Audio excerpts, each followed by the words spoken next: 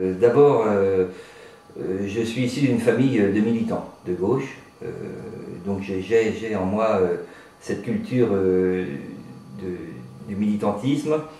Je me suis consacré très tôt à un projet personnel de vivre de la musique, qui m'a éloigné un peu de ce militantisme qu'avaient mes parents et mes frères et sœurs. Je me suis consacré à développer des projets artistiques jusqu'à l'aboutissement avec Billy the Kick et les Gamins en folie qu'on a connu, qui m'a permis de vivre de la musique enfin, à quasiment 30 ans. C'est le cas de beaucoup de musiciens. Et après ce succès, quand je suis revenu à un rythme de vie qui me permettait de consacrer du temps à autre chose, donc c'était dans les années 97, j'ai eu envie de m'investir à Rennes, quelque part aussi de renvoyer à Rennes des choses que Rennes m'a données. Je savais, pour avoir fréquenté évidemment la vie rennaise, la vie culturelle rennaise, que beaucoup de choses n'allaient pas, et surtout que beaucoup de gens que je fréquentais, moi, n'étaient pas aidés, n'étaient pas accompagnés dans leurs projets artistiques, projets culturels. Et je voulais justement donner à tous ces gens-là, à toute cette scène-là, un peu de mon temps et essayer d'organiser les choses pour que les choses aillent mieux.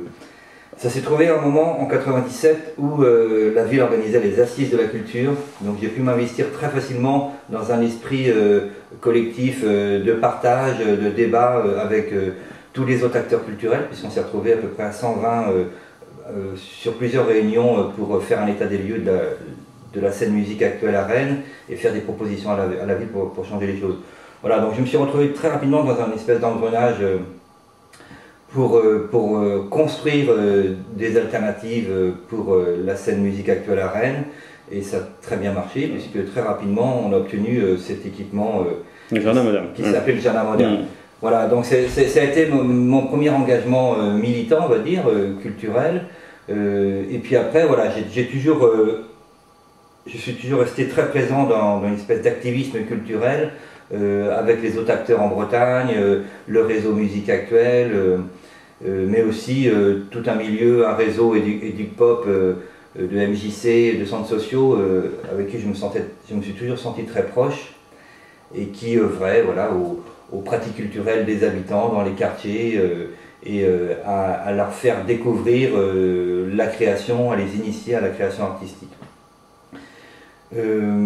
En même temps que je menais ce projet du Jardin Moderne, j'ai toujours eu un label depuis les années 80. J'ai toujours eu un label avec lequel je travaillais sur des projets de collaboration avec d'autres artistes, donc des productions d'albums, mais aussi des montages de tournées. Donc ça aussi, j'ai toujours eu cette fibre-là, ça m'a toujours passionné, franchement, ça m'a toujours passionné de travailler avec des artistes, de les accompagner, de les révéler à eux-mêmes leur potentiel. Vous aimez les dynamiques, Benoît Carré, vous aimez être en même temps dans l'accompagnement des autres, mais lancer, accompagner des dynamiques de vie, de création, de production, de convergence, de synergie, de conjugaison. Voilà, toujours, j'ai sans doute un petit côté Pygmalion, qui est clair. J'ai un plaisir immense effectivement à accompagner des artistes à se perfectionner, à obtenir le meilleur d'eux-mêmes, à progresser, à se former. Et c'est vrai que voilà, c'est mon plaisir à moi, je crois que c'est le plaisir de tous les directeurs artistiques, tous les producteurs justement, d'avoir révélé des jeunes artistes émergents et les avoir grandis, aidés à grandir. Et puis à voler de leurs propres ailes après, bien entendu. Donc ça c'est un vrai bonheur.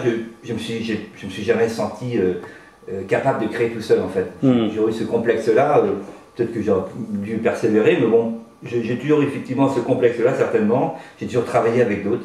Et donc j'ai toujours été dans des démarches collectives. Voilà. Ensemble, et on fait ensemble, et ensemble on va faire des grandes choses.